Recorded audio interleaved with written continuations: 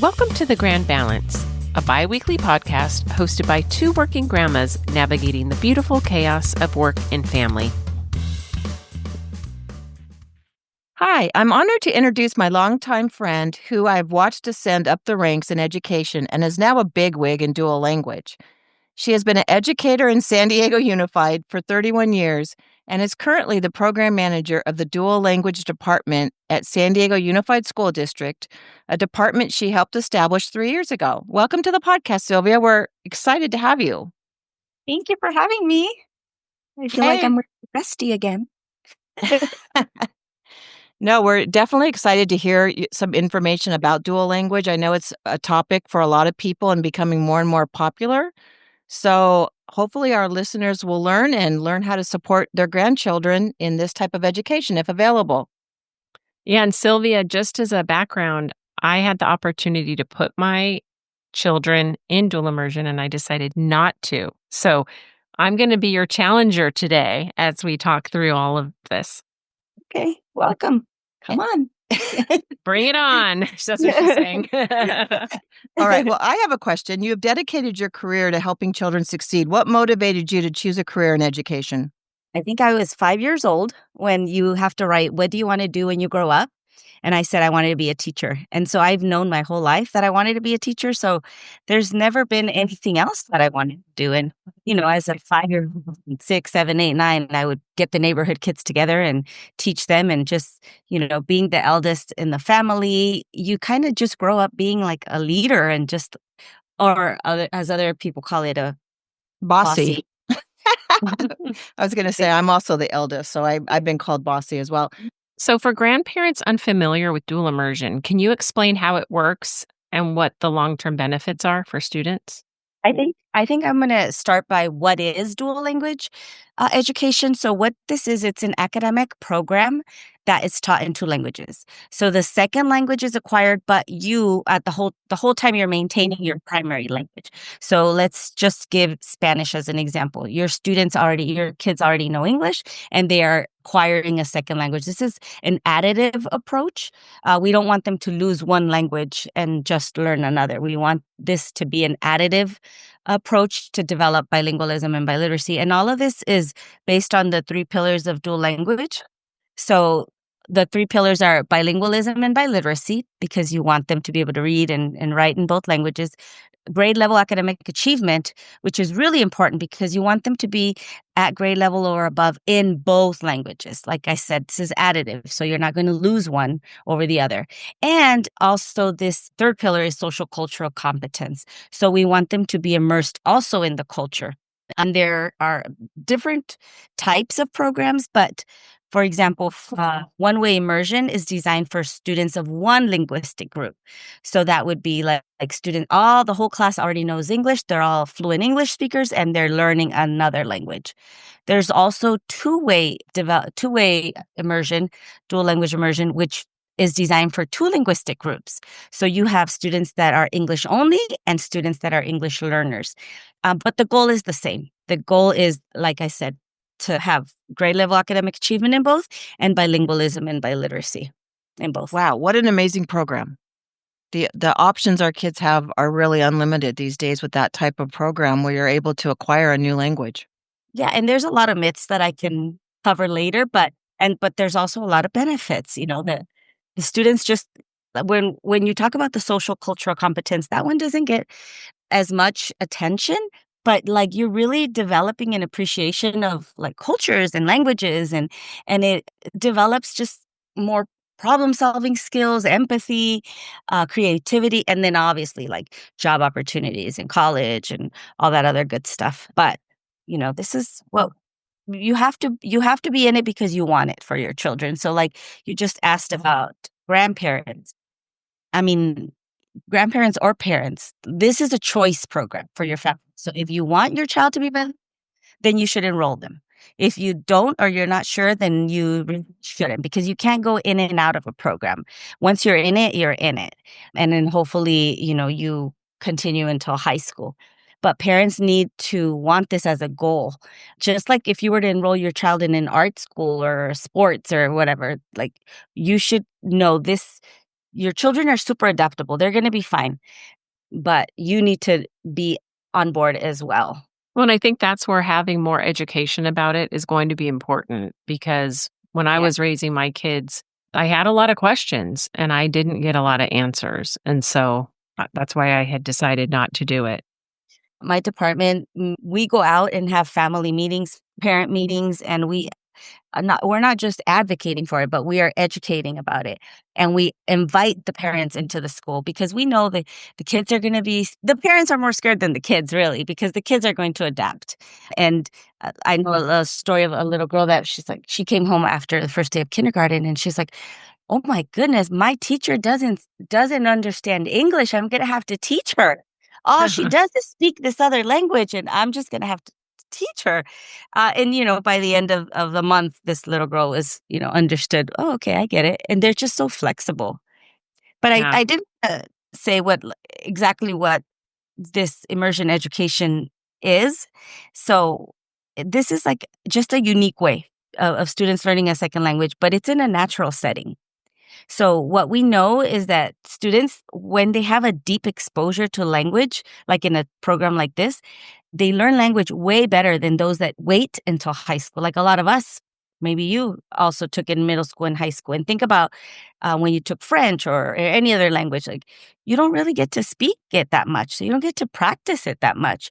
So if you don't learn it at the optimal zone, it's going to be really difficult. And the optimal zone is between 4 and 12 years old. So this is how they learn it, and it's just so natural. It's super natural for them, and they learn it through their content. So they learn it through math, science, literacy, and just this deep exposure. It helps them like develop the language and develop. You're still learning the content, but you're learning it in another language, and everything transfers. So they catch up. So, what does a typical day look like in a dual immersion classroom for, let's say, starting out as a kindergarten or first grader? And then how does it progress beyond that as you get through grade school? There are different models. There is like 100%. We have a Mandarin in my district. We have a Mandarin program, and we also have a French. So those, I believe, are 100%. And as the years progress, they add a little bit more English. We have in Spanish, we have 90-10. So 90% of the day is in Spanish. Let's just use Spanish. And then in maybe TK, K, and 1, it's about 90% of the day. And then once they go to second, we start moving up to 80, then 70. And then some schools, it's based also on the demographics of the school. They transferred a 50-50 after probably about fourth and fifth grade. So half of the learning is in English and then half is in Spanish. But the teachers use, like, I don't know if you're familiar with TPR, total physical response. So they use this physical activity just to increase meaningful opportunities. So they will use their hands, they will use visuals, graphics, hands-on materials, and lots of small group instruction to make the content just comprehensible for all the students. And a lot of chants, and especially in kinder and in the littles, you just sing. And if you have been around students like this, they come home so excited about the new songs and the new things that they learn. And they're just naturally singing it in the car or around the house. And then they'll want to start teaching you. Do you find that parents get stressed out when the English achievement isn't as high early on? We have so much research and history around these programs that students do as well or better than their peers in English only programs on standardized test of English. So maybe think about how much easier it is to read and write in Spanish. The phonetic system is so much easier. Right, for sure. So, and remember, everything will transfer. It's just second grade is when parents get nervous. And that's when they start like, oh my God, maybe I should pull them out, because they hear the neighbor's kid in second grade is probably reading like already a third grade level. But by third grade, around third is when they crack the code. And then that's when they just start zooming through both languages. You don't have to teach them how to read in English, and they'll start reading in English. The kids will be in the back seat, and they'll look at signs, or at the airport or wherever at a menu, and you have no idea they know how to read in English, and they'll start reading in English because like I said, everything transfers. I mean, the studies show that students that are in these programs, like I said, outperform English only program students in standardized test of English. So not only are they going a little higher, and not only in standardized tests, but in even maybe in reading, if you assess them in reading. But then as they finish this program, they do this in two languages. They can read and write in both languages. And this is a program that I believe it started in Canada, and they did this with French immersion. And I mean, I think so many countries value bilingualism that it's just what we know, that the student's flexible little brain can do it.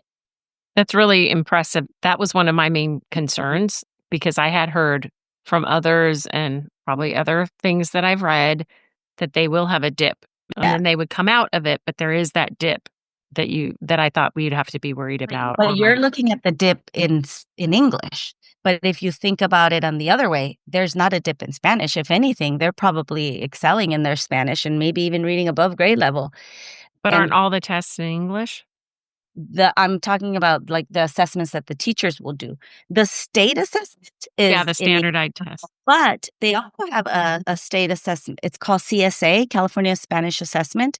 Not all school, because it's not state mandated, but at our district, a lot of schools choose to give it because you can measure the level. It's just like the English SBAC, but it's in Spanish. So you get to see you could see that the grading and their scores are about the same, if not higher. But I mean, ideally, it doesn't matter what program. The goal is that you're going to end up the same level in both English and Spanish.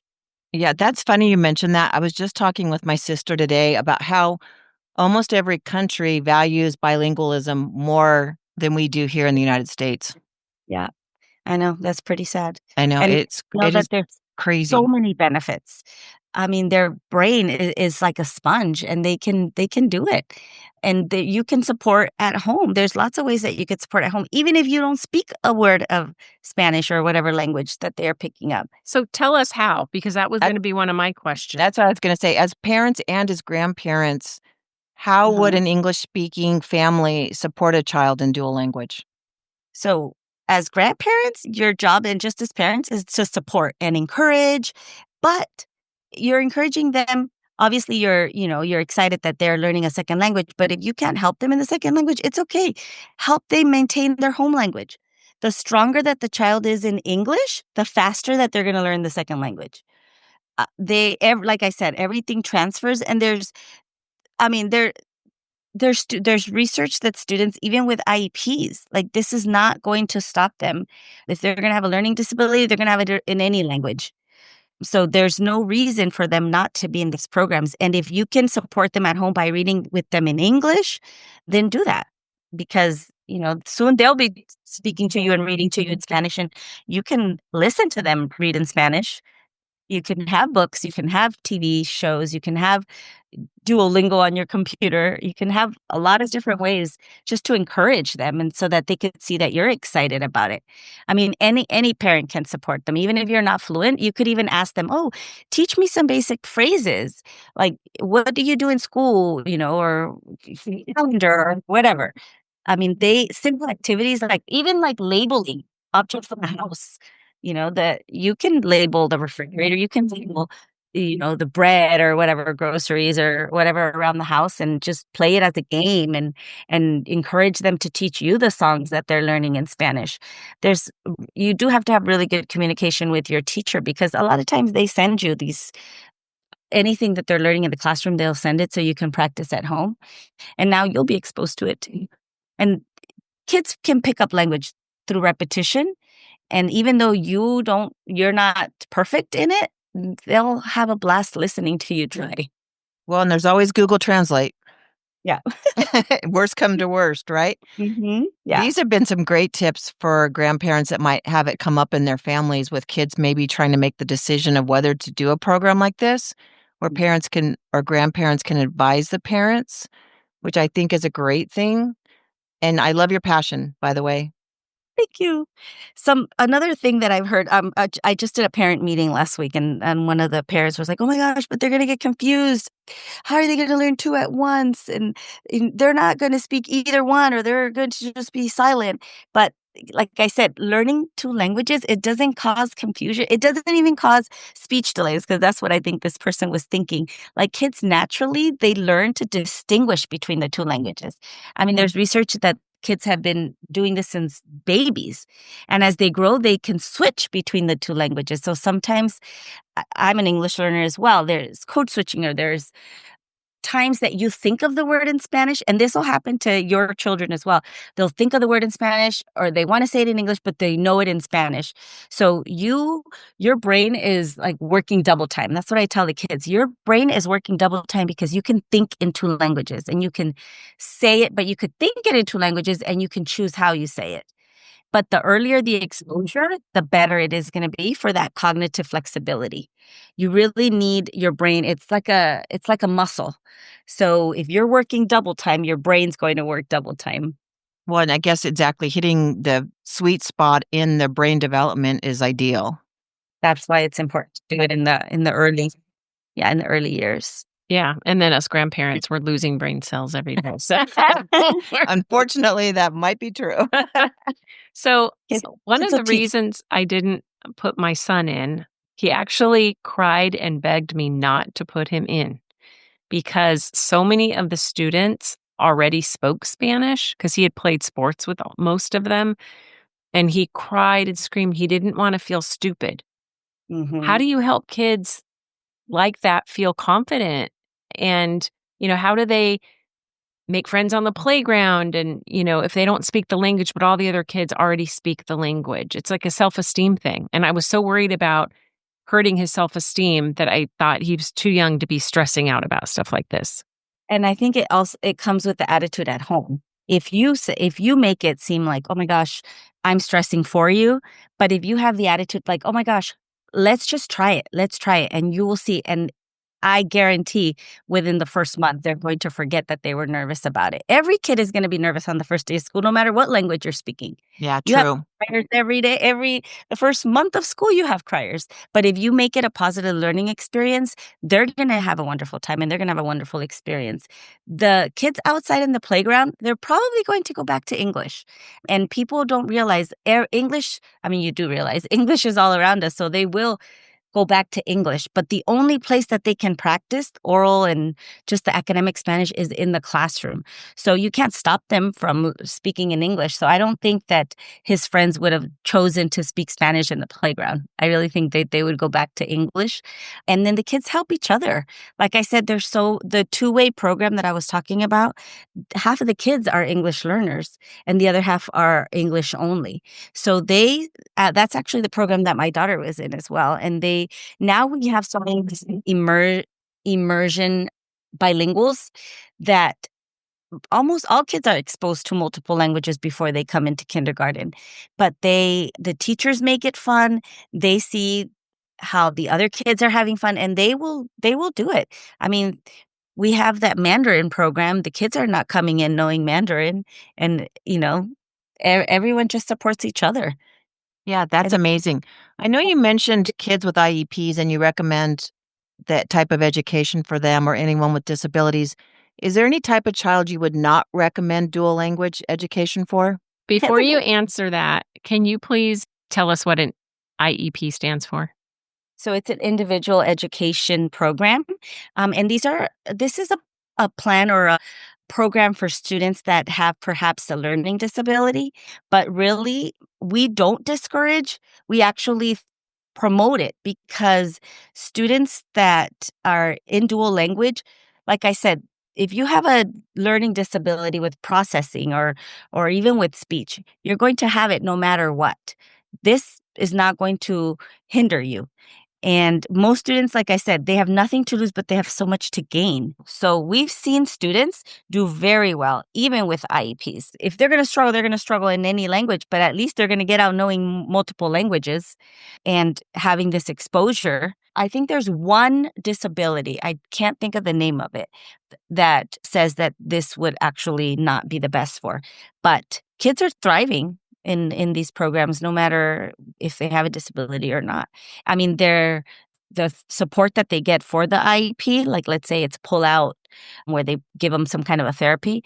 It doesn't matter what language they do that. Even if your student is in all Spanish, they can do that in English. It doesn't matter. The law doesn't require for them. They're still going to get their services. They're still going to get the support. That's a law. They have to do that. But like I said, these students just have so much more to gain by being in this type of program. It does make so much sense that it would be a valuable resource for all kids. You've talked a lot about the positives. Are there any common challenges that children face when they start dual immersion? I think, like I said, the anxious people are the parents. Okay. The student experience, I mean, there's just so much research. Our first program started in 1978. And the state of California in 2019, the state superintendent started pushing this legislature. It's not a law, it's an initiative. It's called Global California 2030. So this is for students in California. They want by the year of 2030, half of the students in all of California will be in some type of a program or an experience where they will learn a second language. I mean, in California, it's huge. Obviously, we're by the border and we know how important it is. And also, if you think about college and just the competition right now, if you have this on your transcripts and you can prove that you have, like, for example, the seal of biliteracy, which is like a prestigious emblem that goes on your diploma and on your transcripts that says you are proficient in 2 or more languages, this will give you an advantage in any application, in any job. Just last summer, I got an email from a parent that said, "Hey, can I get the transcript for my son? He wants to be a lifeguard in San Diego." And they will pay him $4 more an hour. And this is an 18-year-old or 17-year-old. They'll pay him $4 more an hour if I can prove that he is proficient in another language.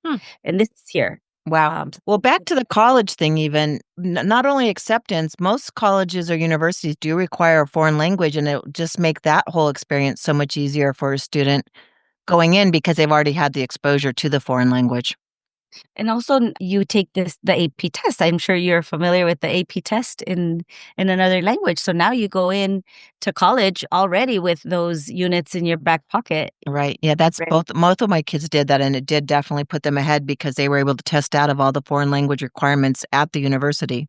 And then also, even when they're in college, I'll give you an example. My daughter is pre-vet, and she went to Costa Rica with her school through this summer program, and all the students that went with her were native English and they didn't know a second language. And because she was in this program and she was able to speak in Spanish to the vet, she immediately was picked to be the one not only to translate for the other kids, but the vet was like, "Oh my gosh, you speak Spanish. I can speak to you easier. So here, model this and get the horse mouth and do this," and whatever they were doing to the animals. She was the one that always got picked to do it because she could communicate in Costa Rica with the vets and with everyone there. I mean, they look at you in a different way. Right. They appreciate it. Yeah, all the different opportunities are endless pretty much. It's amazing. Okay, so sounds like you've sold me on the benefits. So, as a grandparent, are there any, I don't know, books, shows, or activities that you'd recommend grandparents use to reinforce what the kids are learning, I mean, I especially have for lots of babysitting or spending time with them after I have school? lots of links. I don't know how you share that with your audience, but Yeah, you I can send them. actually We'll put them on our okay, website. I did put it together, and I also have a video of Nancy Schulman and Mimi Met. It's called Discussing Language Immersion, and it's for parents' perspective. It's just telling you the importance and some of the ways that you can help. And it's a YouTube video, so I'll send you that as well. Yeah, I that would be did. great. We can put that on our website. So listeners, check that out if you want information, or you can also pass it on to your children when they're making the decision for their own kids, your grandkids' education. I mean, we took a second language in high school, and if you waited until high school, you know how hard it was. It's hard. So I took it all 4 years. I took AP classes, and I still struggle. I can understand it, but I don't speak it back because yes. Well, I'm insecure. and it takes practice. You have to do conversational Spanish. That's right. When I was regularly. working in the restaurant, I could speak it, but now that I'm 35 years later, I can't speak it anymore. Not without hard work and effort. Well, thanks so much, Sylvia, for coming on and giving us all this valuable information about dual language and all the benefits of it. I know it was probably very useful for our listeners, and listeners, check out our website because there'll be lots of valuable resources on it. Thank you for having me. Anytime anyone wants to listen, I mean, I would say even go and visit schools. That right now is perfect time because you get to see them at the end of the school year. So go and visit your school, your local school, if they have this program, and ask them if you can do a tour. I mean, it's better to see it hands on, like just yourself. Great advice. All right. Well, thank you so much for joining. Appreciate it, everyone. Thank you for your time, Sylvia. Thank you. Bye. Bye. Thank you for listening. Please like and subscribe to the podcast so we can continue to grow our community. Also follow us on Instagram at Working Grandmas Podcast, on Facebook at The Grand Balance, a Working Grandmas Podcast, and join our LinkedIn group, Working Grandmas. You can also email us at info@workinggrandmas.com or message us through any of our social media platforms.